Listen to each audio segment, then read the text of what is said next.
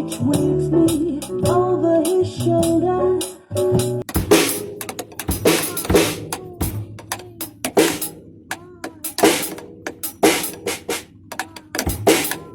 Basically, if I try to...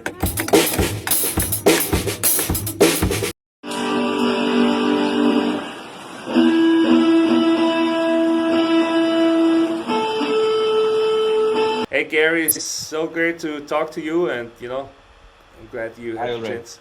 Take time, and can you please tell me really quick what's going on over there in India, and how has this whole COVID crisis affected your music? So the situation right now, as we all know across the globe, in India is not looking very good.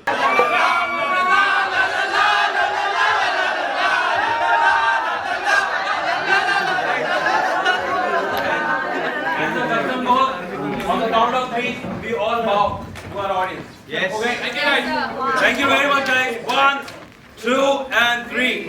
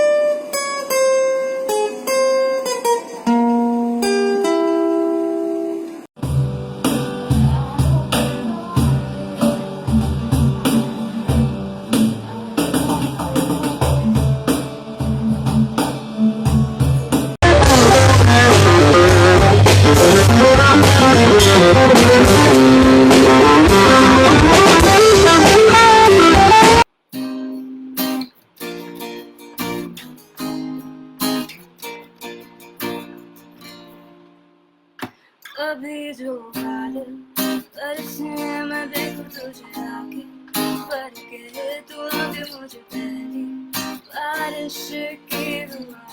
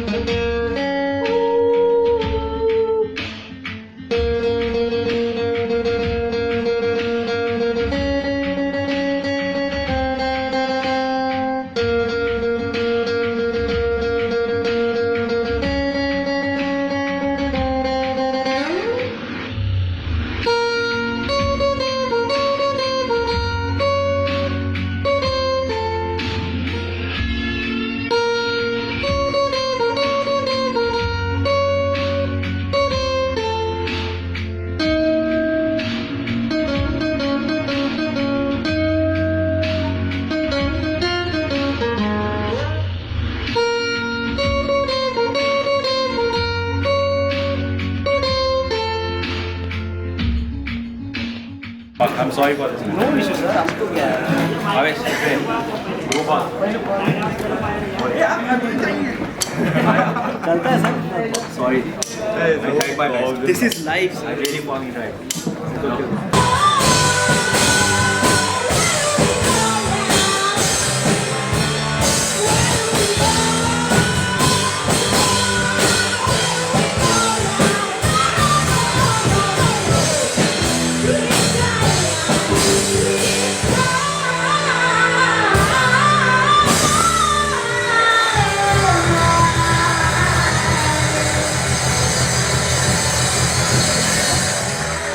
And a marvelous evening to all.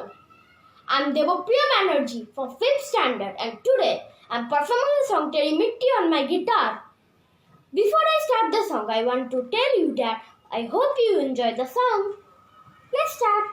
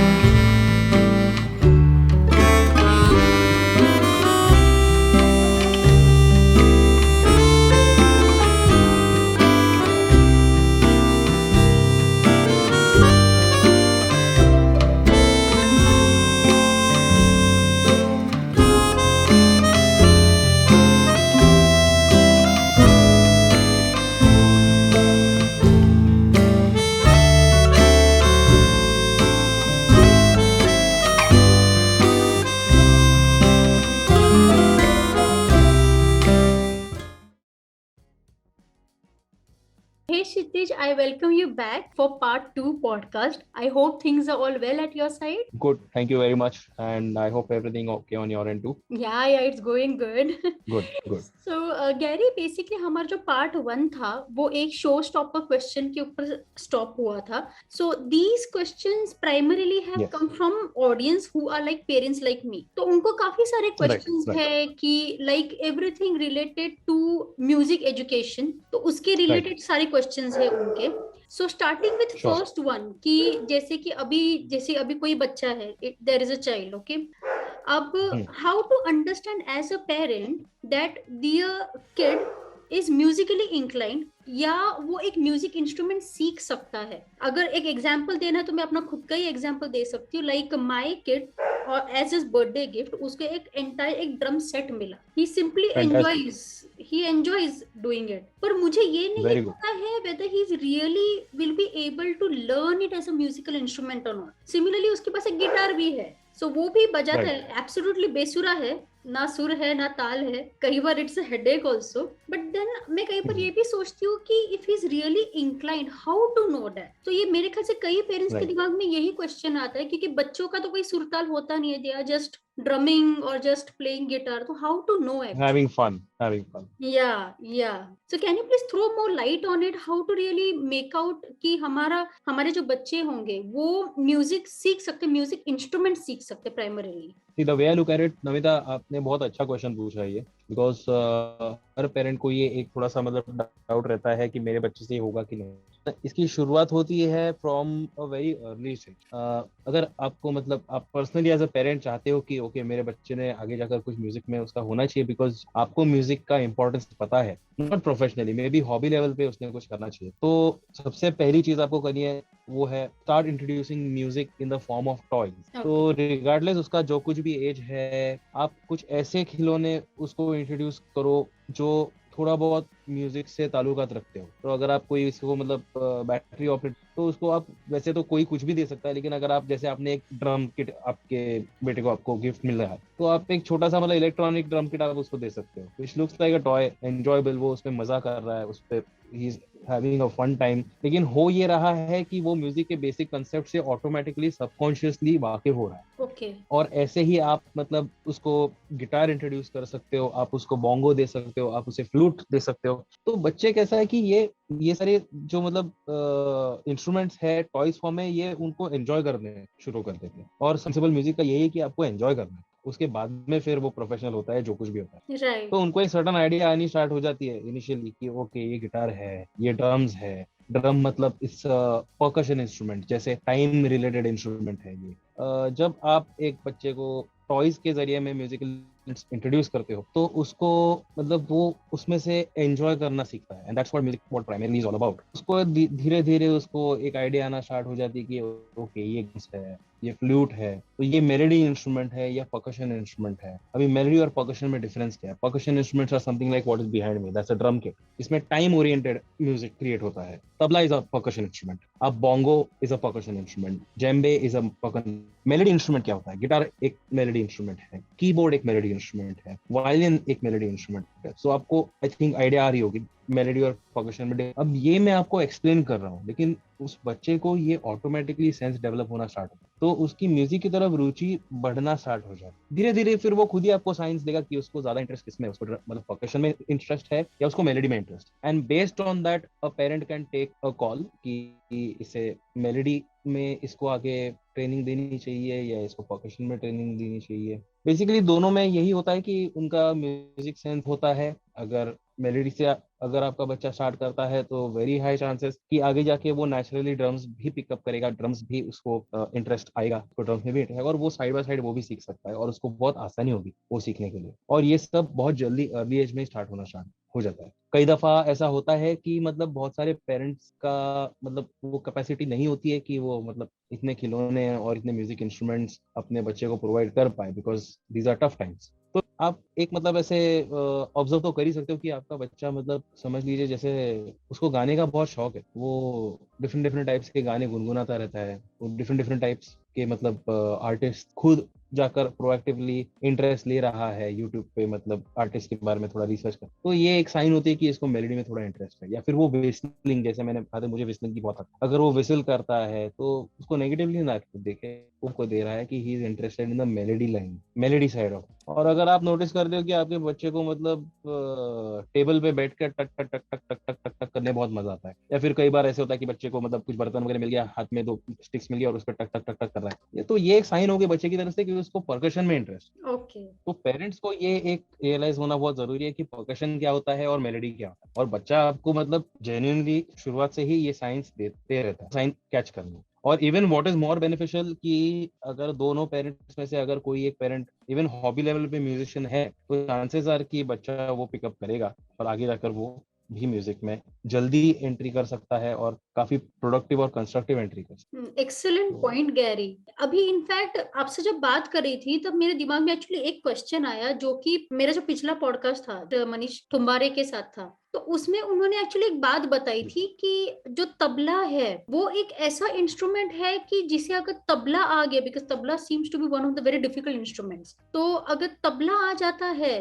तो बाकी के कोई भी हो, guitar हो, drums हो, उसमें आपकी हेल्प मिल जाती है काफी। So how true is it? तो जैसे मनीष जी ने कहा कि तबला अगर आ जाता है तो बाकी इंस्ट्रूमेंट्स पे ऑटोमेटिकली मतलब नेचुरली वो इंस्ट्रूमेंट्स आप बजा टू अ सर्टेन एक्सटेंट, तो this is very true to an extent, but that will not be applicable for a guitar, because जैसे मैंने आपको समझाया कि guitar becomes a melody instrument और tabla becomes a percussion instrument. तो अगर आपका तबला का बेस पक्का है तो आप बेझिझक आगे जाकर ड्रम्स पे एक्सपेरिमेंट कर सकते हो, आप जेम्बे पे एक्सपेरिमेंट कर सकते हो, आप ढोल की ढोलक पे एक्सपेरिमेंट कर सकते हो, जो भी मतलब टाइम रिलेटेड इंस्ट्रूमेंट्स है उस पे आपका ग्रास्प बहुत अच्छा हो जाएगा। इट्स वेरी ट्रू कि अगर आपका फाउंडेशन तबला का है तो फिर आपको परकशन इंस्ट्रूमेंट्स पिकअप करने में डिफिकल्टी नहीं होगी।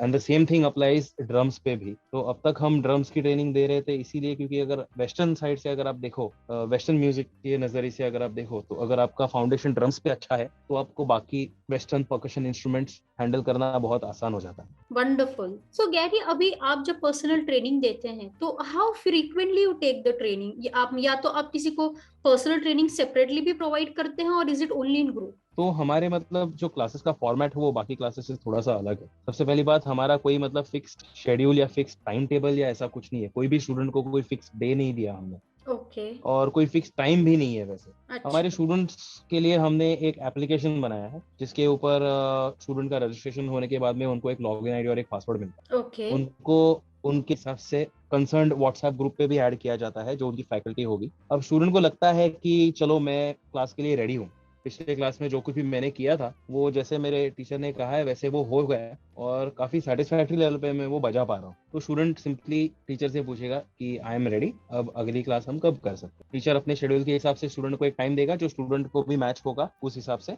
और जो भी टाइम फिक्स होता है स्टूडेंट हमारे एप्लीकेशन में जाके अपॉइंटमेंट बुक कर देता है। उस टीचर करके उसका कौन सा सेशन है वो सिलेक्ट करके, वो कौन से टाइम पे फिक्स हुआ है वो सिलेक्ट करके एक टीचर के पास में आती है। तो स्टूडेंट की तरफ से भी फिक्स हो गया है, टीचर की तरफ से भी फिक्स हो गया, there are no confusions, nothing. और ऐसे हम ट्रैक करते हैं हमारे क्लासेस। तो there is no fix day और any fix, the only expectation is कि स्टूडेंट ने जो पिछले क्लास में किया है वो अच्छे से स्किलफुली मास्टर हो गया है, और हम क्लास कैसे भी कर सकते हैं फिर उसके बाद में, वीकडे हो, वीकेंड हो, evening, entirely between the student and. तो ये फ्लेक्सिबिलिटी हम ऑफर करते हैं बिकॉज म्यूजिक रिक्वायर्स दैट। अगर किसी को कोई चीज समझ लो मतलब 2 दिन में आती है तो इट्स नॉट नेसेसरी कि किसी और को वो चीज 2 दिन में है, उसको शायद 4 दिन लग सकते, उसको शायद 1 हफ्ता भर लग सकते। लेकिन जब ये एक ऐसा बंधन हो जाता है कि नहीं तुम्हारी क्लास मतलब हर for example Sunday to Sunday ही होगी, तो स्टूडेंट को क्लास पे आना पड़ेगा। वो प्रिपेयर्ड नहीं है, पेरेंट्स जो फीस भरे प्रोडक्टिव आउटपुट नहीं मिलेगा उनको, स्टूडेंट का भी टाइम वेस्ट होगा, टीचर का भी टाइम वेस्ट होगा। तो ये हम नहीं करते 6 टाइम में। We only do a class when the student is ready. Very well planned Gary. ये मतलब ऐसा मैंने एक कॉन्सेप्ट पहली बार सुना, अदरवाइज मैंने म्यूजिक एकेडमी का सुना था, उनकी पर्टिकुलर फ्रीक्वेंसी होती थी, पर्टिकुलर डेज होते थे। So what you are actually doing and specially in the time of pandemic is like highly appreciable. So अभी गैरी, अभी जैसे कि अभी कोई भी स्टूडेंट है, आप उसको मोटिवेट कैसे रखते हो? फॉर एग्जाम्पल, अगर ऐसा भी कोई स्टूडेंट है हु इज प्रोबेबली स्ट्रगलिंग, जैसे कि कुछ चीजें है डिफिकल्ट है, थोड़ा स्ट्रगल कर रहा है, तो उनको आप कैसे ट्रेन करते हो, आप उनकी हेल्प कैसे करते हो? एंड इनकेस अगर कोई स्टूडेंट अगर तो बीच में गैप आ जाता है तो आप इसे कैसे हैंडल करते हो? कविता जी, सबसे पहले बात मतलब ये है कि अगर आपको म्यूजिक में कुछ करना है, आपको एक इंस्ट्रूमेंट अच्छे से सीखना है, को उस इंस्ट्रूमेंट के रिलेटेड म्यूजिक सुनना बहुत जरूरी है। आपको सीखना है गिटार और आपका इंटरेस्ट है पंजाबी म्यूजिक, तो ये दाल आपकी कभी गलेगी नहीं बराबर। आप समझ रहे हो? तो आपको गिटार रिलेटेड म्यूजिक सुनना बहुत जरूरी है। ओके, सो सबसे पहले तो मतलब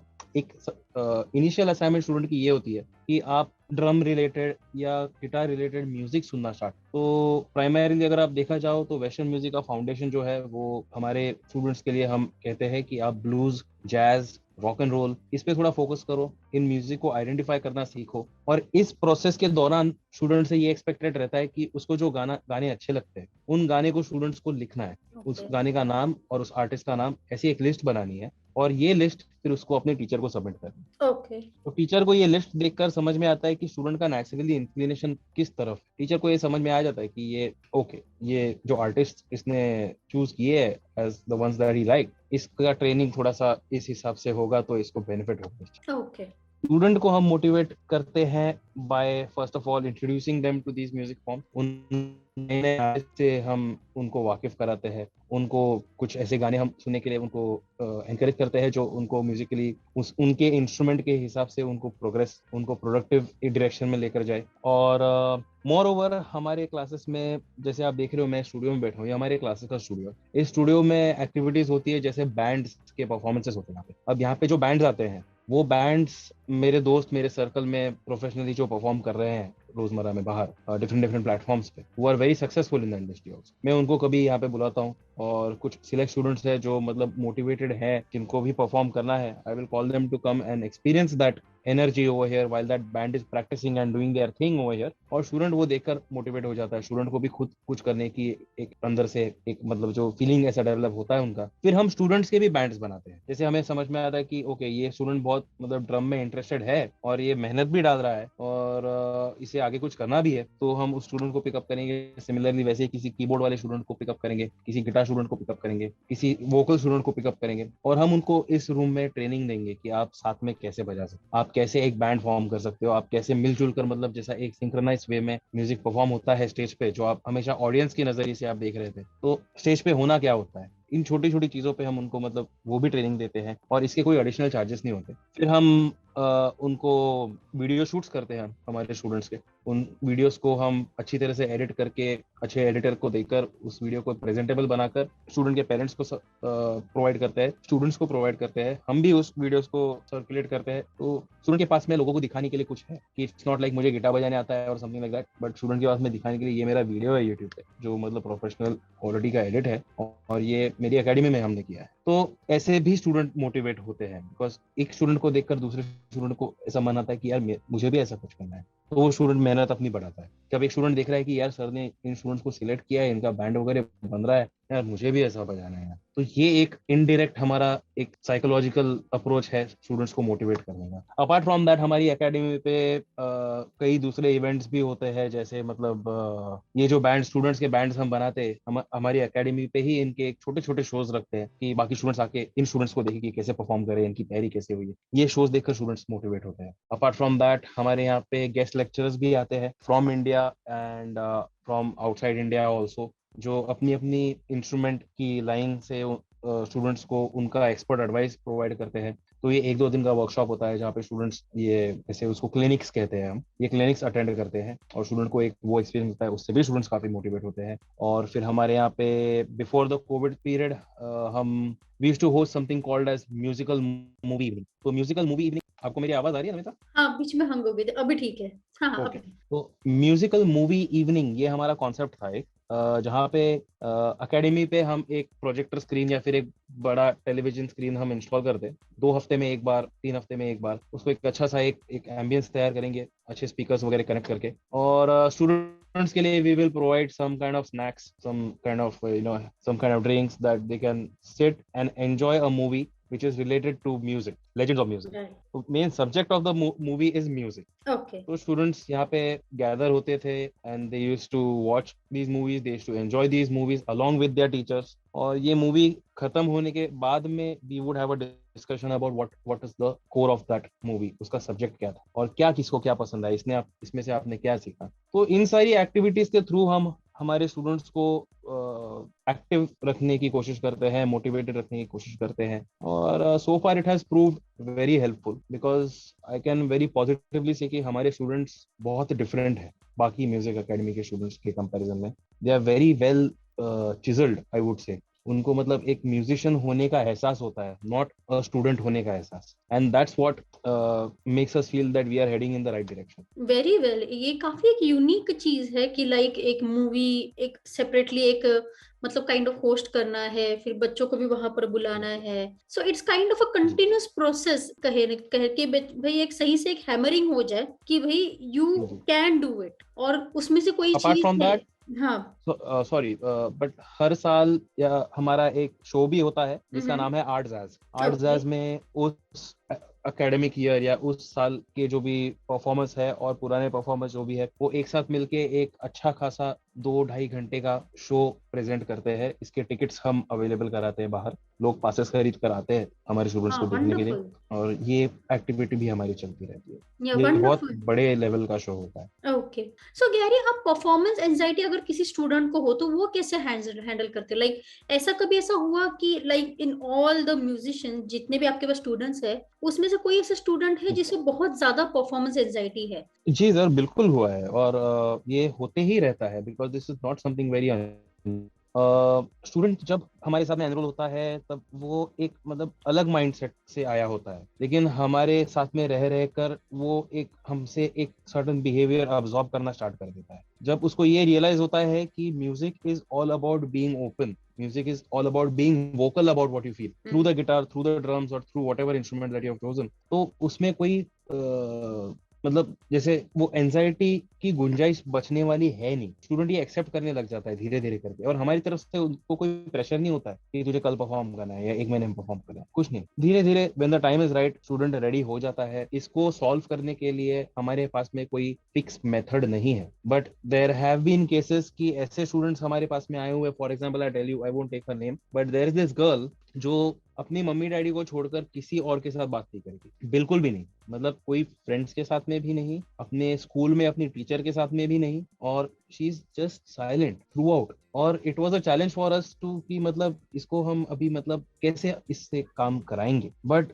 उस लड़की के भी मतलब पेशेंस लेवल और उसका मोटिवेशन भी बहुत हाई लेवल पे था, and she has now appeared for her I think second grade of drums exam which is with Trinity college London. और उसने हमारे कई शोज में परफॉर्म भी किया है, उसने कई मतलब वीडियोस भी हमें प्रेजेंट किए हुए हैं। Now she talks with her drum teacher, she talks with me, she has started communicating with others also, and I think ये म्यूजिक की पावर है। उसने मतलब समझ लीजिए एक 700-800 लोगों के सामने स्टेज पे परफॉर्म किया है, एंड वो जिस गाने पे ड्रम्स बजा रही है उस गाने के दूसरे जो मतलब बैंड मेंबर्स थे, they must be like 4 times her age. Oh, So I'm talking about somebody who's only 8 years old or 9 years old. oh, quite young. And then she's performing with somebody who is 25, 30. Oh my.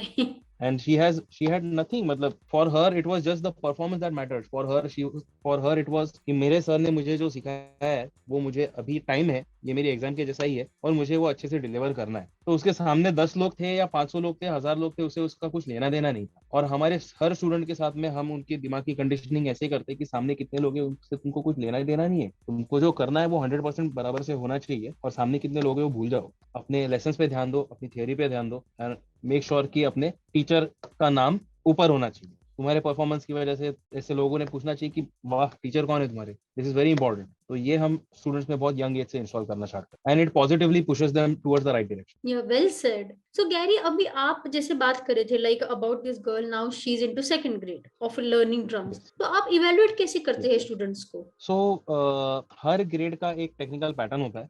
Her grade में कुछ ऐसे मतलब subject को touch किया जाता है जो उस इंस्ट्रूमेंट के लिए इम्पोर्टेंट है, बट इट इज ऑल्सो वो उस ग्रेड के हिसाब से वो स्टूडेंट को मैनेज होना चाहिए। It is not something extremely difficult. तो धीरे धीरे जैसे ग्रेड बढ़ती है चैलेंज थोड़ा बढ़ते जाता है। जैसे मैंने कहा, by the time you reach 8th grade you are like industry professional, almost like doing your diploma. और इसको इवेल्युएट करने के लिए जो पैनल आता है, जो एग्जाम देने के लिए पैनल आता है, वो यूके से आता है। हम स्टूडेंट्स को तैयार करते हैं और हम इन स्टूडेंट्स को उस एग्जाम के लिए प्रिपेयर करते हैं, उसके लिए अपीयर कराते हैं। और ये स्टूडेंट्स जब एग्जामिनेशन के लिए जाते हैं, so they will be the exam will be conducted by international panel of और इवैल्यूएटर्स। तो उनका इवैल्यूएशन हमारे पास में पहुंच जाता है, उनका मतलब पूरा मार्कशीट हमारे पास में आ जाती है। उन्होंने क्या क्या मतलब पॉजिटिव किया है, क्या क्या नेगेटिव हुआ था, उनके मतलब ओवरऑल कितने मार्क्स आए हैं, ये सब हमें वेल इन एडवांस पता चल जाता है एज टीचर। और हमें समझ में आता है कि स्टूडेंट का कितना कैलिबर है और इस पे और कितना काम करना है। So in the next grade we would be considering those parameters जो हमको रॉयल कॉलेज लंदन ट्रिनिटी से आए हुए हैं या रॉक स्कूल से आए हुए हैं, and we work on those parameters to improve that aspect of the student. So hopefully अगले ग्रेड में उसे इस ग्रेड से ज्यादा क्रेडिट्स आए। राइट। सो गैरी, जब ये एजुकेशन खत्म हो जाता है, हायर एजुकेशन स्पेशली, उसके बाद उनके लिए क्या क्या अपॉर्चुनिटीज होती है? देखिए, आप समझ लीजिए जैसे आपने 8th ग्रेड कंप्लीट कर दिया है आपके 15 इयर्स ऑफ एज में या फिर 16 इयर्स ऑफ एज में, अगर आपने 8th ग्रेड कंप्लीट कर दिया तो सबसे पहली बात ये है कि you are at a level where you can start teaching yourself. Okay. So that is the first opportunity. पहली अपॉर्चुनिटी तो आपने ये क्रिएट कर दी कि आप सिखाना स्टार्ट करो। दूसरी अपॉर्चुनिटी ये है कि अगर आप 7th या 8th ग्रेड पे पहुंच गए हो तो आपको ऑटोमेटिकली बाहर से, मार्केट में से, इंडस्ट्री में से आपको बुलावा आना स्टार्ट हो जाता है as a sessions musician. Sessions musician का मतलब ये होता है कि कोई प्रोजेक्ट चल रहा है और किसी को समझ लीजिए जैसे एक ड्रमर की जरूरत है और वो ड्रमर इस स्टूडेंट को फोन आएगा, उसे कहेंगे कि ये है एक 1.5 मिनट का एक पीस है जो हमें रिकॉर्ड करना है, आप आके रिकॉर्ड करिए और आपको सर्टेन अमाउंट हम पे करेंगे, और स्टूडेंट को वो अपॉर्चुनिटीज तैयार होनी स्टार्ट हो जाती है। Third thing is student can become a independent performer himself. वो खुद की डेवलपमेंट, खुद की ग्रोथ के हिसाब से खुद को पुश कर सकता है और उसका कैलिबर ऐसा तैयार हो जाता है कि he is a very good performer, very technically sound performer. तो ये अपॉर्चुनिटीज तो स्टूडेंट अपने आप क्रिएट करना स्टार्ट कर देते हैं। और म्यूजिक लाइन में तो वैसे करने लायक बहुत है। अगर आपको म्यूजिक लाइन में ही उतरना है then you can become a composer. आप किसी को असिस्टिंग स्टार्ट कर सकते हो, you can start your own studio, आप जिंगल्स पे काम कर सकते हो, आपको बाहर से दूसरे काम आने भी स्टार्ट हो सकते हैं, आप मेरी तरह एक एकेडमी स्टार्ट कर सकते हो आप। So the possibilities are endless internationally also. अभी दुबई में, लंदन में बहुत सारे प्लेटफॉर्म्स हैं जहाँ पे म्यूजिशियंस की जरूरत है। And if you are a sound musician तो you can be earning very well in these countries and even in India as a matter of fact. लेकिन जब आप दुबई में परफॉर्म करते हो तब करेंसी बदल जाती है, बहुत कुछ चेंजेस हो जाते हैं एंड बहुत अच्छे प्रोस्पेक्ट्स है इसमें। Right. You can in the real sense make a career out of music. Well said, Gary. Yes. So Gary, अभी इसमें पेरेंट्स का रोल क्या आता है कि अगर समझो अगर वो अपने बच्चों को अगर डाल देते हैं म्यूजिक एकेडमी में, तो इसमें पेरेंट्स का रोल क्या आता है? देखिए, सबसे पहले तो मतलब मेरी हर पेरेंट से ये एक छोटी सी रिक्वेस्ट रहती है कि जब आपके बच्चे की एकेडमी के लिए कोई एग्जाम आने वाली हो, फर्स्ट सेमेस्टर या सेकंड सेमेस्टर या यूनिट टेस्ट या कुछ भी होने वाला हो, तो आप उसकी ना म्यूजिक क्लास बंद नहीं करें। बिकॉज अगर आपका बच्चा हफ्ते में एक बार आकर 1 घंटे का एक क्लास अटेंड करता है, इससे कोई नेगेटिव इम्पैक्ट नहीं आने वाला है उसके एकेडमिक करियर पे। इनफैक्ट उसका माइंड और इवॉल्व होगा and music is proven to produce 100% functionality in your brain. Music is the only thing that does that. There is nothing else. और कोई भी चीज ऐसा नहीं जहाँ पे आपका 100% ब्रेन एक्टिव होता है, ये म्यूजिक में ही होता है। तो अगर आपका बेटा या आपकी बेटी म्यूजिक एंजॉय करती है तो उसको एंजॉय करने दे, क्योंकि वो अपने ब्रेन को उतना एक्सपांड कर रहा है और वो एंजॉय करने की प्रोसेस में जब वो कोई और एक्टिविटी पे ध्यान दे रहा है तो उस एक्टिविटी को भी वो उस एक्सपांडेड स्टेट ऑफ माइंड से अब्सॉर्ब कर रहा है। तो इन लोगों का ये गैर समझ है कि इससे मतलब इसके एकेडमिक करियर पे नेगेटिव इम्पैक्ट है, ये बहुत ज्यादा म्यूजिक कर रहा है। इनफैक्ट उसके एकेडमी के लिए अगर आप देखो तो उसका प्रोग्रेस चार्ट आपको ऊपर जाते हुए दिखेगा। राइट। तो ये एक चीज पेरेंट्स को मतलब रियलाइज करनी है कि म्यूजिक अगर वो एजुकेशन परस्यू कर रहा है in the form of being a part of N academy या फिर कहीं और से और व्हाटएवर, पेरेंट्स को ये समझना है कि he is also focusing on music as a subject, it's part of education. Time pass वाली एक्टिविटी नहीं है। अगर पेरेंट्स का ही अप्रोच ऐसा है कि हाँ ये तो मतलब टाइम पास से थोड़ा सा इसका मन बहल जाता है, तो फिर उससे मतलब कुछ होने वाला है नहीं। तो पेरेंट्स को उस हिसाब से सपोर्टिव रहना है। सेकेंडली, पेरेंट्स को पेशेंट रहना है। मतलब पेरेंट्स को एक्सपेक्टेशंस ये नहीं होने चाहिए कि मेरा बच्चा तो ये गाना बजाता नहीं है, मेरा बच्चा वो गाना बजाता नहीं है। उसका जो सिलेबस चल रहा है उस सिलेबस और आपको जो आपके बच्चे ने गाना बजाना चाहिए उसका कुछ लेना देना ही नहीं है, सबसे पहली बात। दूसरी बात, आपका बच्चा उस लेवल पे पहुंचेगा जो आपको छोड़िए उसके मन में या किसी को जो भी गाना उसके मन में आए वो बजा पाएगा, लेकिन उसके लिए आपके पेशेंस की जरूरत है। तो आपको उसको हर बार इवैल्यूएट नहीं करते रहना है कि यार इसको कुछ कर ही ना ये वही, क्योंकि पेरेंट्स ने तो कोई म्यूजिक लेसन लिए हुए नहीं है। जब बच्चा घर पे बैठकर म्यूजिक प्रैक्टिस कर रहा है, कोई एक्सरसाइजेस प्रैक्टिस कर रहा है, तो पेरेंट्स को लगता है कि ये क्या वही 1 2 3 4 1 2 3 4 करते रहता है, कुछ अलग तो लगता नहीं है, क्योंकि उनकी एक्सपेक्टेशन रहती है कि यार ये तो गाने बजाना चाहिए इसको। तो ये भी कई दफा हो चुका है। तो ये भी मैं एक मतलब होप करता हूँ कि पेरेंट्स थोड़ा सा ओपन माइंडेड हो इस कंसेप्ट के टुवर्ड्स, और ऑफ कोर्स अपने बच्चे को एक थोड़ी सी ओपन स्पेस दो कि जहाँ पे मतलब जब वो म्यूजिक की प्रैक्टिस कर रहा है तब बार बार जाकर उसको डिस्टर्ब नहीं करना है, बार बार जाके उसको पोक नहीं करते रहना है, उसको बार बार उठाना नहीं है, ये कर वो कर। आपको ये समझना है कि वो म्यूजिक की प्रैक्टिस कर रहा है, उसको साइलेंस की जरूरत है, उसको आइसोलेशन की जरूरत है और उसके नजदीक में कोई जाना नहीं है। अभी ये जो आधे घंटे की 1 घंटे की जो प्रैक्टिस है, leave him alone, so these are few things that I think parents को थोड़ा ध्यान में रखने की जरूरत है। ये आपने बहुत ही अच्छी बात बताई गैरी। इनफैक्ट ये सारी चीजें अभी जैसे कि बिहाइंड द सीन्स होती है, हमें क्या लगता है कि हमने एक बार अपने बच्चे को डाल दिया music academy, so now things are just going, पर कई बार हमें ये पता नहीं होता है, मतलब अनइंटेंशनली भी, अभी जैसे आपने बताया तो मुझे भी ऐसा फील होने लगा कि मे बी अनइंटेंशनली शायद ये सारी चीजें पेरेंट्स से हो रही है जो कि उन्हें डिसअपॉइंट कर रही है जी। सो ये काफी बिल्कुल, एनलाइटनिंग था गैरी। मैं पेरेंट्स को ब्लेम नहीं कर रहा, बट ये चीज है जो पेरेंट्स को, मतलब मेरे जरिए अगर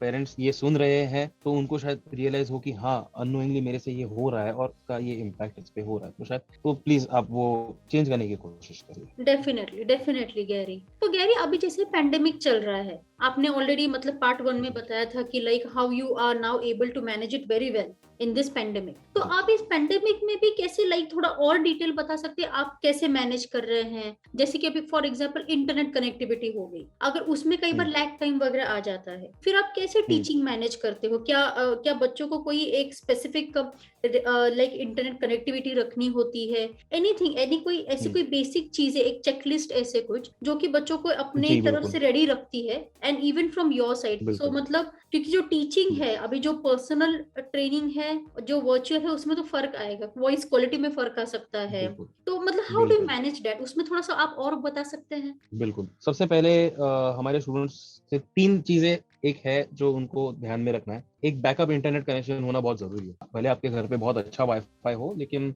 वो कभी कभी डाउन हो सकता है, तो आप एक बैकअप सेल्यूलर फोन आपके साथ में रखिए जिससे आप हॉटस्पॉट कनेक्ट करके आपका क्लास कंटिन्यू कर सकते हो। दूसरा ये है कि आपको एक अच्छी क्वालिटी के ब्लूटूथ ईयरफोन्स आपको लेने हैं जो आपके इंस्ट्रूमेंट का साउंड भी पिकअप करे अच्छे से, जो आपके टीचर्स को सुनाई दे और आपको भी सामने से अच्छे से सुनाई दे जो कुछ चल रहा है। और ये वायर फ्री होना चाहिए, क्योंकि अगर आपके फोन को वायर कनेक्टेड है और आपके हाथ में गिटार है तो ये वायर आपको बहुत डिस्टर्ब करने वाली है। Same thing goes with drums, same thing goes with any other instrument. तो एक वायर फ्री अच्छा ब्लूटूथ हेडसेट होना बहुत जरूरी है। सो उसमें थोड़ा सा अगर आप एक्सपेंसिव साइड पे अगर जाएंगे तो आपको बेटर रिजल्ट्स मिलेंगे। आज की तारीख में हर टाइप के ब्लूटूथ ईयरफोन्स अवेलेबल है, but go for a good branded one. Third ये है कि आपके पास में एक ऐसा मोबाइल ट्राइपॉड होना जरूरी है जो आपके कैमरा को उस लेवल पे ला रहा है आपके सामने, जैसे आप एक फिजिकली टीचर को इमेजिन करो। अगर आप इमेजिन करो कि आपके सामने टीचर बैठे हैं तो वो उनकी आंखें कहाँ होंगी, उस लेवल पे आपका फोन आना चाहिए या आपका कैमरा आना चाहिए। कई बार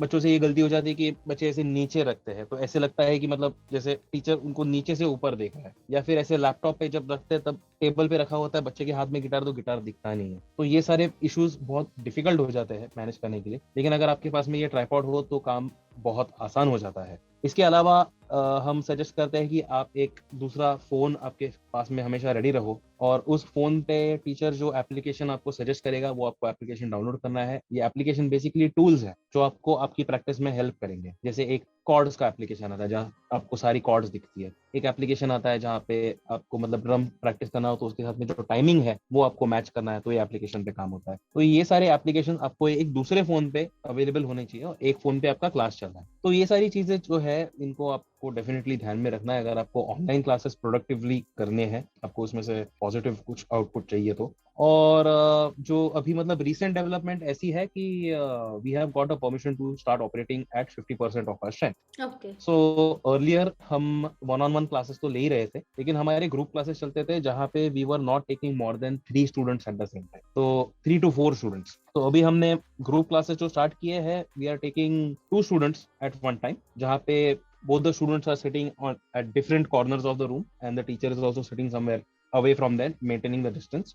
सभी ने अपने मास्क वगैरह तो पहनना ही है ऑब्वियसली, और हमने एक सैनिटाइजेशन यूनिट हमारे क्लासेस के एंट्रेंस पे इंस्टॉल किया हुआ है जहाँ पे वो विदाउट टचिंग और anything they can simply keep the hands below that और वो सैनिटाइजेशन लिक्विड उनके हाथ पे गिर जाता है, तो that is also been taken care of. और उसके अलावा we have also got an option कि आप 1-on-1 क्लास अपने ट्यूटर के साथ कर सकते हो। उसकी फीस कुछ मतलब 300, 400, 500 रुपए एक्स्ट्रा होगी, but you will be the only student with the teacher at that time, और उसमें से मतलब उतनी प्रोडक्टिविटी भी आती है, आपके टाइम को भी उतनी वैल्यू मिलती है, टीचर के भी टाइम को उतनी वैल्यू मिलती है, और ये भी ऑप्शन हमारे पास में अवेलेबल है। राइट। तो गैरी अभी एक जो ऑडियंस का एक क्वेश्चन आया है, that person is an aspiring musician, तो वो जानना चाहते हैं कि अगर उनको आपकी लाइक एकेडमी में एज ए फैकल्टी ज्वाइन करना है, so what are the criterias that he needs to fulfil? सबसे पहले तो टीचिंग एक्सपीरियंस बहुत मैटर करता है, कि आपको कितने सालों का टीचिंग एक्सपीरियंस है, आपका सर्टिफिकेशन। सी बिकॉज ये हमारे साथ में भी पहले हो चुका है, और ये मतलब काफी तौर पे मतलब म्यूजिक अगर आप साइड में रख दो, कई दूसरे वेंचर्स में या फिर ऑफिसेज में, आउटफिट्स में सर्टिफिकेशन को बहुत वैल्यू होती है कि आपके पास में ये सर्टिफिकेशन होना चाहिए, आपने इतना पढ़ा लिखा होना चाहिए और ये सब होना चाहिए। हमारे यहाँ पे वैसा नहीं है। We are looking at your skill, आप कितने स्किल्ड हो, आपको स्टूडेंट्स के साथ में इंटरेक्शन करने का कितना एक्सपीरियंस है, आपके इंस्ट्रूमेंट पे आपका क्या स्किल सेट है और आप क्या लेवल तक आप सिखा सकते हो। और ऑफ कोर्स आपको साइट रीडिंग, म्यूजिक रीडिंग आना बहुत जरूरी है, क्योंकि आपको स्टूडेंट को भी वही सिखाना है। तो भले आपके पास में वो सर्टिफिकेशन नहीं हो, लेकिन आपको, अगर आपका स्टूडेंट उस सर्टिफिकेट के लिए तैयार कर रहा है, तो आपको 100% उसको ट्रेन करने की कैपेसिटी आप में होनी चाहिए। तो ये सारी चीजें तो मतलब डेफिनेटली जरूरी है। बट अब तक ऐसा मौका आया नहीं है कि हमें कोई फैकल्टी हायर करनी पड़े, because as I said, six string is an idea कि हम कुछ दोस्त from the past we started this, और drums is being taken care of. मेरे बहुत क्लोज फ्रेंड है और जिनके साथ मैं कई दफा परफॉर्म कर चुका हूँ इन द पास्ट, उनका नाम है मुकुल तावड़े। सो मुकुल सर जो है वो पिछले एक 13-14 साल से सिखा रहे हैं ड्रम्स, और he has very good experience. वैसे फिर देखा जाए तो कीबोर्ड फैकल्टी का नाम मेरे है mister Ambar Verma. Mister Ambar Verma has been linked with very good brands such as Roland, या फिर आपने कैशियो के बारे में भी सुना होगा। तो mister Ambar has been working with them as market professional, और अभी वो फुल टाइम टीचिंग में है, उनको भी बहुत सालों का एक्सपीरियंस है।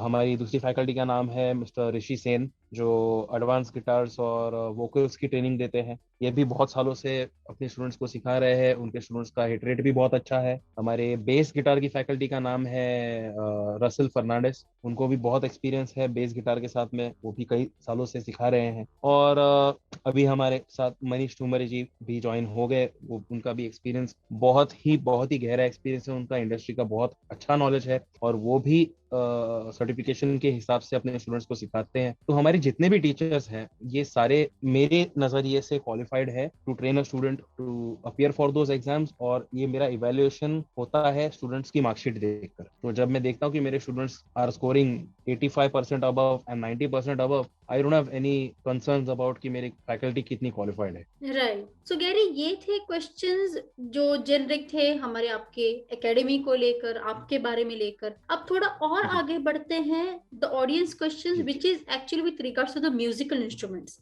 तो जैसे कि चलो स्टार्ट करते हैं ड्रम्स से। Drums is right there in the background. तो वो जानना चाहते हैं कि ड्रम्स के बारे में आप कुछ इंटरेस्टिंग चीज बता सकते हैं। मे बी अ प्लेयर, बहुत जेनरिक, अगर आप किसी प्लेयर को देख रहे हो जो रेगुलरली ड्रम्स प्ले करता है या करती है, उनकी पर्सनालिटी कैसी होती है, वेरी जेनरिक ऐसे। And eight the same level, अभी आपकी जो फैकल्टी है वो ड्रम्स कैसे सिखाती है, उनका क्या पैटर्न होता है? बिल्कुल। ड्रम्स के बारे में मैं सबसे पहली बात तो आपको ये बताना चाहूंगा कि it's a very good form of exercise also, it's a very good form of cardio. और आप जब भी ड्रम्स को आप देखोगे तो good drummer is a fit drummer. Okay.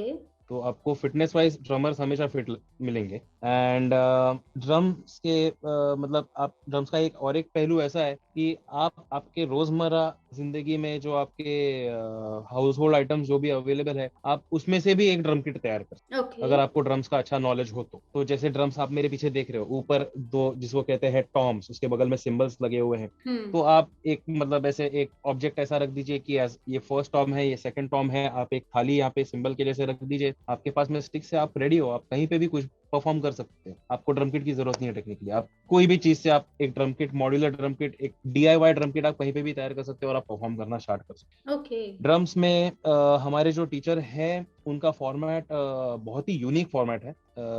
एक स्टूडेंट जो होगा हमारा वो ड्रम किट पे होता है, एक स्टूडेंट जो हमारा होगा वो हमारे पास में, मैं आपको दिखाने की कोशिश करता हूँ, एक पोर्टेबल ड्रम किट हमारे पास में है। यहाँ पे आप इसे देख सकते हैं शायद। ये आपको दिख रहा है? yes, ये यामाहा की एक पोर्टेबल किट है जो एक दूसरा स्टूडेंट उसके ऊपर होगा और वो अपने ईयरफोन्स उस पे कनेक्टेड होगा, कनेक्ट करके। और ये this also is like actual drum kit but it's a digital one. तो उसका जो सर ने उसको एक्सरसाइज दी हुई है उस क्लास में काम करने के लिए, स्टूडेंट उस एक्सरसाइज पे इस डिजिटल किट पे काम कर रहा है। और स्टूडेंट जिसको सर सिखा रहे हैं एट द मोमेंट, वो उस किट पे उनका काम चल रहा है। तो जब इसका हो जाएगा तब ये स्टूडेंट इस किट पे आएगा और अगला स्टूडेंट यहाँ पे आएगा। ओके। तो ये ऐसा मतलब एक साइकिल के हिसाब से क्लास हमारी चलती रहती है और class duration approximately 1 hour 15 minutes के आसपास होता है, जिसमें बहुत फिजिकल स्ट्रेन तैयार हो जाता है एंड ऑफ द क्लास और काफी नॉलेज मतलब आपके माइंड पे भी काफी स्ट्रेन हो जाता है because there is lot of information to absorb. तो ऐसे हमारे ड्रम्स क्लासेस चलते हैं and they have been giving me very good results. My students have been scoring very well in the exams. Okay. और जो प्लेयर्स उनको play करते हैं उनकी पर्सनालिटी जनरली कैसी होती है? नमिता जी कैसा है अभी, मतलब मेरे कई स्टूडेंट्स ऐसे भी है जो मतलब मैंने आपको कहा ये लड़की है, she is not very outgoing. जो ये 9 साल की लड़की है शी इज वेरी साइलेंट। आपको मतलब इसको देखकर ऐसा लगेगा नहीं ये ड्रम्स बजाती है, और ड्रम्स बजाने के बावजूद भी मतलब ये ऐसे गाने बजाती है जो मतलब दे आर क्वाइट कॉम्प्लेक्स। और we are talking about complex song, there is a lot of movement, but a Right. Person who is इतने शांत स्वभाव की लड़की लग रही है, ये ड्रमर नहीं लगता। और इसको मतलब अगर हम उसकी पर्सनालिटी चेंज करना जाए, that is not our job. Absolutely. An individual has to be whoever that individual wants to be। तो उस पे हमने कभी मतलब कोई स्टूडेंट को ऐसे नहीं कहा है कि यार तू जीन्स और टी शर्ट पहनना स्टार्ट कर दे, यार जैकेट पहनना स्टार्ट कर दे, या फिर तू अपने बाल बढ़ाना स्टार्ट कर दे, या फिर तू दाढ़ी मूंछ बढ़ाना स्टार्ट कर दे। ये सब हमारा कंसर्न है नहीं। तो टू ईच हिज ओन। और generally musicians are very outgoing क्योंकि उनमें से वो शाय फैक्टर निकल जाता है। अगर आप 10 लोगों को खड़ा करो उसमें से म्यूजिशियन कौन है वो आपको देख के समझ में आ जाएगा। Okay. तो ये तो जाहिर सी बात है, ये हो ही जाता है। जैसे मतलब मैं भी अगर बाहर जाता हूँ तो मुझे मेरा हुलिया देखकर सबको समझ ये नॉर्मल कैटेगरी का आदमी नहीं है, ये कुछ अलग लाइन का आदमी है। तो फिर बातों बातों में उनको पता नहीं आप कह रहे हो आप म्यूजिक रिलेटेड हो ना, वो आपको थोड़ा सा आपको देख के मुझे ऐसा लग रहा था कि आप थोड़ा सा क्रिएटिव लाइन या आप म्यूजिक लाइन में हो। तो ये थोड़ा सा डिफरेंस होना तो मतलब स्टार्ट हो ही जाता है एक स्टूडेंट के अपीयरेंस में, एक प्लेयर के अपीयरेंस में, क्योंकि they have started thinking more liberally. उनका माइंड फ्री होना स्टार्ट हो जाता है और they are not concerned any more कि मतलब कोई मेरे बारे में क्या सोचता है, मुझे देखकर क्या बोलता है, कुछ लेना देना नहीं है। मुझे एक अच्छा परफॉर्मर बनना है, that is what I want to be. और मुझे अपने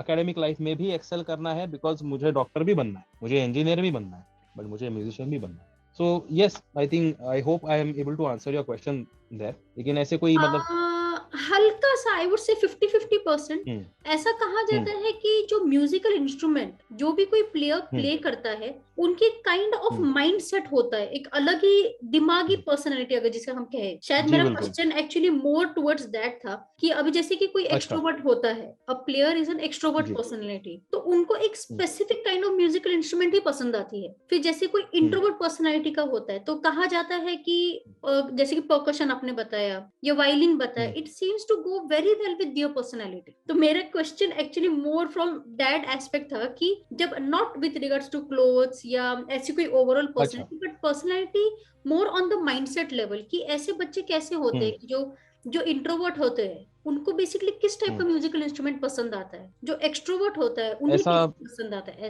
ऐसा कभी आपने देखा है? नहीं, मैंने एक्सपीरियंस नहीं किया ये ma'am, very honest with you. अगर मैं कुछ मतलब ऐसी मतलब बातों बातों में कुछ बोलने की कोशिश करूंगा तो it is not going to make any sense. लेकिन ये मैंने एक्सपीरियंस नहीं किया है कि because I know some violin guys, जैसे आपने कहा जो वायलिन बजाते हैं, आप मतलब वो पूरे स्टेज को हिला के रख देंगे, वो ऐसा वायलिन बजाते हैं। ये वोंट बी लाइक आपको ऐसे बिल्कुल लगेगा नहीं इंट्रोवर्ट है, ये पूरा मतलब स्टेज कैप्चर कर देगा, ऐसा वायलिन बजाते हैं। एब्सोल्युटली। और एट द सेम टाइम मैंने ऐसे गिटारिस्ट भी देखे हुए हैं जो मतलब एक जगह पे एक ही कॉर्नर में वो गिटारिस्ट वहां पे है, ये पता भी नहीं चलेगा, लेकिन उससे गिटार का साउंड बराबर से मतलब सबको समझ में आ रहा है कि उसका स्किल क्या है और क्या लेवल का प्लेयर है। But he does not have a habit of tendency to running around the stage, जो हमारे दिमाग में होता है कि गिटार लेके बस कूदना है, भागना है। सो एक वक्त होगा शायद बैक इन द डे कि जब मतलब पीपल वर पिन पॉइंटिंग की मतलब पर्सनालिटी के हिसाब से ये इंस्ट्रूमेंट या वो, बट अभी थिंग्स बहुत चेंज हो गए हैं with the advent of new technology. जब ये नया दौर नया जो चालू हुआ है अभी नई टेक्नोलॉजी के साथ में, तो लोगों का माइंड बहुत खुल गया है, लोगों को एक्सेस भी बहुत मिला है डिफरेंट इंस्ट्रूमेंट्स के साथ में एक्सपेरिमेंट करने का। तो जो अगर नेचर से ही जो आदमी शांत है वो शांत ही रहने वाला है, और जो नेचर से ही आउटगोइंग है वो आउटगोइंग रहने वाला है, regardless of what instrument is. Right. तो मे बी इस चीज को हम एज अ मिथ बोल के विल जस्ट यस एब्सोल्युटली। ठीक है, चलिए अभी चलते हैं आपके नेक्स्ट इंस्ट्रूमेंट पे। Same set of questions with regards to keyboards एक ऐसा इंस्ट्रूमेंट है जो बहुत ही पुराना इंस्ट्रूमेंट है और म्यूजिक को, मेलोडी को एक यंग एज से इंट्रोड्यूस करने के लिए keyboard is a very good option. मतलब समझ लीजिए जैसे मेरे पास में कोई स्टूडेंट आते हैं, पेरेंट्स आते हैं, उनका बेटा बेटी एक 6 and a half years की होगी, which is a very young age to start off, and they ask me कि सर आपके हिसाब से कौन सा इंस्ट्रूमेंट इसको ज्यादा बेटर होगा। तो सबसे पहली बात तो मैं ये समझने की कोशिश करता हूँ कि ये परकशन पे ज्यादा इन्फ्लुएंस्ड है या मेलोडी। अगर मुझे थोड़ी बहुत साइन मिलती है कि ये मेलोडी इन्फ्लुएंस्ड है तो मैं उसे गिटार नहीं सजेस्ट करूंगा, मैं उसे ड्रम्स नहीं सजेस्ट करूंगा, मैं उसे कुछ और नहीं सजेस्ट करूंगा, लेकिन मैं कीबोर्ड सजेस्ट करूंगा। बिकॉज कीबोर्ड जब आप प्ले करते हो उसमें कोई फिजिकल स्ट्रेन नहीं है, you press the key and you have the sound. तो आपके बेटे बेटी को कुछ ऐसे मतलब फिजिकल स्टेमिना स्ट्रेंथ की जरूरत नहीं है, आपको फोकस करना है आपकी थियोरी पे। कीबोर्ड के जरिए म्यूजिक थियोरी को समझना बहुत आसान हो जाता है, बहुत रीचेबल हो जाता है कीबोर्ड के जरिए। तो कीबोर्ड के बारे में यही कहूंगा कि it's a backbone of melody section of music. और किसी को अगर म्यूजिक इंट्रोड्यूस करना है at a very young age तो keyboard is the instrument that you should think about. Because जैसे मैंने कहा गिटार में there is a physical strain, आपको गिटार एक सर्टेन वे में पकड़ना होता है, आपका लेफ्ट हैंड कोऑर्डिनेशन है, आपका राइट हैंड कोऑर्डिनेशन है, राइट हैंड के लिए कुछ एक्सरसाइज होती है, लेफ्ट हैंड के लिए कुछ और एक्सरसाइजेस होती है। इसमें काफी आपका फिजिकल स्ट्रेन जाता है, आपके फिंगर्स पे थोड़ा सा स्ट्रेन तो जाएगा ही जाएगा, आपके राइट हैंड में भी कुछ थोड़ा स्ट्रेन जाएगा। तो ये सब चीजें उस एज में unless there is a parent at home जो गिटार बैकग्राउंड से है ऑलरेडी, ये चीजें उनमें थोड़ा सा इंट्रोड्यूस करना डिफिकल्ट हो जाता है और स्टूडेंट के पेशेंस लेवल भी ब्रेक हो जाते हैं। तो प्रेशर डाल डालकर अगर स्टूडेंट अगर समझ लीजिए जैसे 12 साल 14 साल की उम्र में if there was a potential कि ये गिटार स्टार्ट कर, तो वो भी आप इनिशियल स्टेज में स्टूडेंट का ब्रेक कर देते हो। ओके। क्योंकि उसको हमेशा ये याद रहे कि guitar is a difficult instrument, is not easy, but it's not actually difficult instrument. उसका स्ट्रेंथ मैटर करता है, वो क्या एज से बिलोंग करता है वो मैटर कि आप कब उसे इंट्रोड्यूस करें। So yes, that's what I was saying. Same thing goes with you know a bass guitar also may be, but तो फिर दैट्स अबाउट कीबोर्ड्स। या और आपकी फैकल्टी कैसे ट्रेन करती है कीबोर्ड्स के लिए? सो एट द मोमेंट हमारी जो फैकल्टी है he is taking online classes only. हमारे फिजिकल कीबोर्ड के क्लासेस अभी तक स्टार्ट नहीं हुए हैं। अनफॉर्चुनेटली मेरे जो प्रीवियस फैकल्टी थी और मेरे बहुत ही करीब के दोस्त मिस्टर सुमित नायक, उनका कोविड की वजह से देहांत हो गया and he was hardly 28-29 years old. तो इसका इम्पैक्ट हमें सभी को बहुत बुरी तरह से लगा है, हमारे स्टूडेंट्स को भी, और we miss him a lot. I hope he is resting in peace. लेकिन ही उनका जो फॉर्मेट था वो फिजिकल क्लासेस ले रहे थे। लेकिन मेरी जो करंट फैकल्टी है, मैंने जो मेंशन किया मिस्टर अंबर वर्मा, ये बहुत ही एक्सपर्ट फैकल्टी है, लेकिन वो रहते हैं अकेडमी से बहुत दूर रहते हैं, वो खारगर में रहते हैं और उनका यहाँ पे कमिट करना थोड़ा डिफिकल्ट है। लेकिन उनका जो अप्रोच है, उनकी जो मेथड है ऑनलाइन सिखाने की, it is very much up to the mark. वो थियोरी पे बहुत फोकस करते हैं, उनका मोटिव यही रहता है कि स्टूडेंट को चार्ज रखना है। थेरोटिकली स्टूडेंट एक प्रोफेशनल की तरह सोचना चाहिए और स्टूडेंट का जो फिंगर वर्क चल रहा है वो टाइमिंग के हिसाब से चल रहा है कि नहीं चल रहा है। और yes, for fun, as a fun factor वो काफी मतलब ट्यून्स वगैरह भी इंट्रोड्यूस करते रहते हैं, जो जिससे मतलब स्टूडेंट को एक मतलब इंटरेस्ट डिप्लीट नहीं होना चाहिए। तो yes, we are getting very good results for keyboards also, Ambar ji की मेहनत की वजह से, and it's happening quite well. Right, what about bass? Sorry, थोड़ा बेस सा आपका वॉइस ब्रेक हो गया वहाँ पे।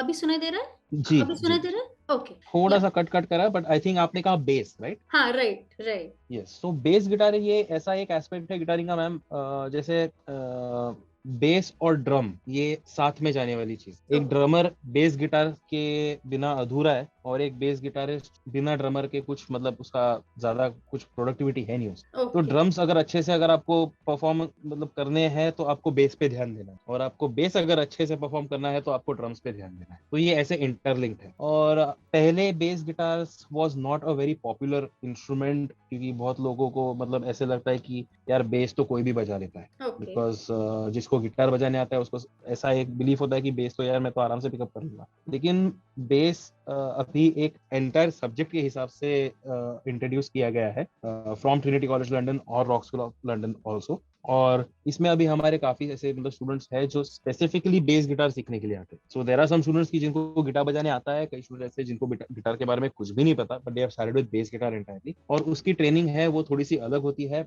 बेस में बहुत मतलब आपको स्ट्रेंथ पे ध्यान देना होता है, आपके लेफ्ट आर्म मूवमेंट, आपका फिंगर स्ट्रेचिंग जो होता है बेस में, थोड़ा सा उस पर आपको ध्यान देना होता है। You have to start thinking like a drummer basically, and then you will be a good bass guitarist. तो इसकी ट्रेनिंग जो है वो हमारे फैकल्टी है मिस्टर रसल फर्नांडिस, वो ये ट्रेनिंग दे रहे हैं, बहुत एफिशिएंटली दे रहे हैं। हमारे स्टूडेंट्स को बहुत अच्छा रिजल्ट मिल रहा है। और ओवरऑल अगर आपको मतलब बेस में आप एक्सेल करते हो तो इंडस्ट्री में बहुत अपॉर्चुनिटी है फॉर अ बेस गिटारिस्ट। तो हमारा फोकस ये होता है कि हम कुछ क्लास बेस गिटारिस्ट तैयार करें यहाँ से, सो बेसिकली इनको वो अपॉर्चुनिटीज हासिल हो, क्योंकि बेस गिटारिस्ट की जैसे जनरली देखा जाए तो बहुत कमी है मार्केट में। Okay so it's a very good field, मैं कहूँगा एंट्री लेने के लिए। It's a very good thing to experiment with. और अगर आपको म्यूजिक में आप ऐसे सोच रहे हो कि मुझे परफॉर्म करना है, मुझे अपॉर्चुनिटीज मुझे हासिल करनी है, तो आप why not become a bass guitarist, because you will always be in demand. Very well. What about vocals? अभी वोकल्स की ट्रेनिंग मैम ऐसे है कि जैसे सबसे पहले हमें स्टूडेंट्स या पेरेंट्स को ये एक्सप्लेन करना है कि वेस्टर्न वोकल्स के कंसेप्ट्स, डायनेमिक्स, उसका जो फंडामेंटल है वो इंडियन हिंदुस्तानी वोकल से बहुत अलग है। तो सबसे पहले हमें उनको ये एक्सप्लेन करना है कि आप वेस्टर्न स्टाइल का वोकल्स यहाँ पे सीखने वाले हो six string western music academy के बैनर के नीचे। अगर आप six string Indian music academy के अंडर वोकल सीखोगे तो आप ऑब्वियसली हिंदुस्तानी क्लासिकल वोकल सीखेंगे, लेकिन मैं अभी बात करूंगा वेस्टर्न के बारे में। तो वेस्टर्न वोकल्स में बहुत ही मतलब अलग स्ट्रक्चर्स होते हैं। आपको इंडस्ट्री सेंट्रिक ट्रेनिंग होता है आपका, जो वोकल टेक्निक्स होती है, जो माइक रिलेटेड टेक्निक्स होती है, परफॉर्मिंग रिलेटेड टेक्निक्स होती है, इस पे काम होता है। और आपको म्यूजिक रीडिंग बहुत इंपॉर्टेंट होना चाहिए उसके लिए। तो वोकल की ट्रेनिंग हमारी उस हिसाब से होती है। इसमें भी ग्रेड्स होती है, 8 ग्रेड्स होती है इसमें। और बाय द टाइम आप 8th ग्रेड पहुंचते हो तो you are a brilliant vocalist by then, that much I can guarantee you. और आप मतलब अगर आपसे आपका हमेशा से ये मतलब सोचना था कि मुझे कभी ना कभी स्टेज पे एक एक्सीलेंट परफॉर्मर बनना है, तो western vocals is something that you want to do. अगर आपको ऐसा सोचना है कि मुझे एक स्पिरिचुअल लेवल पे मुझे बहुत अच्छा सिंगर बनना है, मतलब परफॉर्मेंस के बारे में मैंने कभी सोचा भी नहीं है, लेकिन मेरे को मतलब बहुत ही अच्छा एक सिंगर बनना है, और आपके अंदर से मतलब वो स्पिरिचुअली आपको फीलिंग है, तो Indian vocals is something that you would want. Okay. और आपकी हमारे फैकल्टी वोकल्स कैसे फैकल्टी ट्रेन का नाम करते है, हैं? या सॉरी। जी हमारी प्लीज। फैकल्टी का नाम है मिस्टर ऋषि सेन। ऋषि जी भी काफी सालों से एडवांस गिटार और वोकल्स की ट्रेनिंग देते आ रहे हैं। उनके स्टूडेंट्स ने कई प्लेटफॉर्म्स परफॉर्म किया हुआ है, हमारे यूट्यूब चैनल पे भी उनके स्टूडेंट्स के कई परफॉर्मेंसेस हैं, और उनकी ट्रेनिंग भी अभी तक फिलहाल ऑनलाइन ही चल रही थी। और वोकल्स के बारे में मैं कहूंगा कि vocals is also a very good option student को शुरू करने के लिए, म्यूजिक इंट्रोड्यूस करने के लिए। अगर स्टूडेंट को गाने की एक चाहत है बचपन से ही, तो वोकल्स इज ऑल्सो समथिंग कि एक यंग एज में स्टार्ट किया जा सकता है, because it is relatively easy to grasp. और ऑनलाइन क्लासेस इसके बहुत सक्सेसफुली होते हैं, बिकॉज स्टूडेंट और teacher are able to listen to each other properly. जैसे मैं आपकी आवाज अभी सुन पा रहा हूँ, आप मेरी आवाज सुन पा रहे हो, तो उसको एनालाइज करना भी बहुत ईजी हो जाता है। फिजिकल आपको प्रेजेंस होना जरूरी नहीं है वोकल्स के लिए, उसकी ट्रेनिंग बहुत अच्छे से आपकी ऑनलाइन भी हो जाती है। और ऋषि सर का फॉर्मेट भी मतलब ट्राइड एंड टेस्टेड फॉर्मेट है, इतने सालों का उनके पास में एक्सपीरियंस है, उनके स्टूडेंट्स बहुत अच्छे मार्क्स स्कोर करते हैं, तो डेफिनेटली उनकी जो मेथड है वो काम करती है। अभी उनकी मेथड के बारे में अगर मैं आपको और ज्यादा एक्सप्लेन करने लग जाऊंगा तो ये पूरी मतलब अपनी एक क्लास हो जाएगी यहाँ पे बैठे बैठे। So I think we leave it at that. No worries. So Gary, ये थे हमारे सारे क्वेश्चंस फ्रॉम ऑडियंस। अब एक last question of a podcast, क्या आप कोई स्पेशल मैसेज दे सकते हैं मेरे व्यूअर्स, मेरे ऑडियंस को? यस डेफिनेटली, मतलब बोलने के लिए तो बहुत कुछ है वैसे, मतलब कहने के लिए तो, लेकिन सबसे इम्पोर्टेंट चीज मैं लोगों तक ये पहुंचाना चाहता हूँ कि आप म्यूजिक को थोड़ा सा मतलब आपके लाइफ में उसको इम्पोर्टेंस आपका थोड़ा बढ़ा ही है, बिकॉज म्यूजिक सिर्फ सुनने के लिए या फिर आपके मतलब आपको रिलैक्स करने के लिए नहीं है, ये चीज बहुत काम आती है। इसमें मेडिसिनल प्रोफेशन में भी म्यूजिक का आजकल बहुत इम्पोर्टेंस रियलाइज होना स्टार्ट हो गया है। मेडिसिन में भी म्यूजिक इंट्रोड्यूस किया जा रहा है, म्यूजिक थेरेपीज होती है, मेडिटेशन में भी म्यूजिक यूज किया जाता है। तो music is a very important aspect of life, और आप उसको ऐसा मतलब इग्नोर ना करें। आप म्यूजिक अगर आपके बच्चे को, आपके भाई को, आपकी बहन को कोई भी एक थोड़ा सा इंटरेस्ट जताता है कि मुझे म्यूजिक में कुछ करने की इच्छा है, तो आप उसे ये मत कहिए यार ये तंबूरा बजा के तुझे क्या मिलेगा, उसे अच्छा अपनी पढ़ाई पे ध्यान दे, या फिर ये सब करके मतलब क्या मिलेगा, शादी करने के बाद में क्या कुछ इसका कुछ फायदा है। तो ये सब ओल्ड ट्रेडिशनल माइंडसेट है, ये आप अभी पीछे पास्ट में रख दीजिए। हमें अभी एक ये नया दौर है, ये एक नया फेज हमारे सबके लाइफ में अभी ये स्टार्ट हुआ है कोरोना के बाद में। Music will play a very important role in the future to keep सबके माइंड को अच्छा रखने के लिए और मतलब सेन रखने के लिए, एक स्टेबिलिटी देने के लिए। और म्यूजिक इज समथिंग कि आप ऐसे देख लीजिए कि अगर म्यूजिक सुनने वाले नहीं है तो म्यूजिशियंस का कुछ काम नहीं है, और म्यूजिशियंस ना हो तो आप सुनोगे क्या? तो ये एक बैलेंस है, इस बैलेंस को बरकरार रहना बहुत जरूरी है। Yes, doctors are very important, engineers are very important, architects are very important, all of these guys are very important, but musicians are also equally important. Otherwise आपकी लाइफ बहुत ही डल और बहुत ही ग्रे हो जाएगी अगर म्यूजिशियंस की तादाद कम होनी स्टार्ट हो गई तो आप जितना हो सके आप इस मैसेज को फॉरवर्ड करिए, शेयर करिए, आप एक खुद का माइंडसेट तैयार करिए कि yes, be welcoming about music, positively welcoming about music. Music को अप्रिशिएट करिए, म्यूजिशियंस को अप्रिशिएट करिए, जो उसमें इतने सालों की जिसने प्रैक्टिस डाली है उसको अप्रिशिएट करिए, उसको एनकरेज करिए। किसी और को भी म्यूजिशियन बनने की चाहत हो ऐसा आप एक बर्ताव रखिए। ओवरऑल बस ये मैं बोलना चाहूंगा, there is not much to it really. Very well said Gary. In fact अब वक्त आ गया है कि हमारे जो पर्सपेक्टिव है उसे भी ब्रॉडन अप करना चाहिए for a better future, for a better life ahead. And on that note, Gary, thanks a lot for your willingness to accept my invite and share such an interesting and inspiring story of yours on my podcast on YouTube. It's a pleasure. It was an honor. It was a pleasure.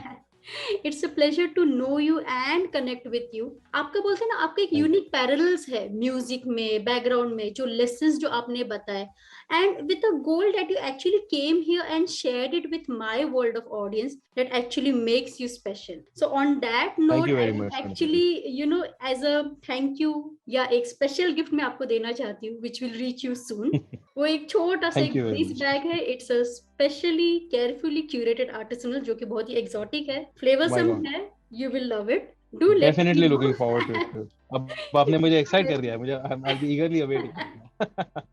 Do let me know, and you already have my mobile number. जब भी किसी चीज की जरूरत हो, you can connect with me anytime. And I hope that going ahead from here, आप advocate बनेंगे. My YouTube channel, my podcast to your friends, your family, your connects, and you will also post it on all your social media and digital platforms. So let's stay connected. Yes, definitely. We'll be all taking the it. best. Thank you very much, Namita ji. Thank you for your time. Thank you for having me over here. No, it was a great pleasure. My pleasure. It was my pleasure to have you. Hope to connect you soon. Thank you. Sure, Gary. So take care. Have fun. You too. See you Thank you. soon. Bye-bye. Bye-bye. See you soon. Bye.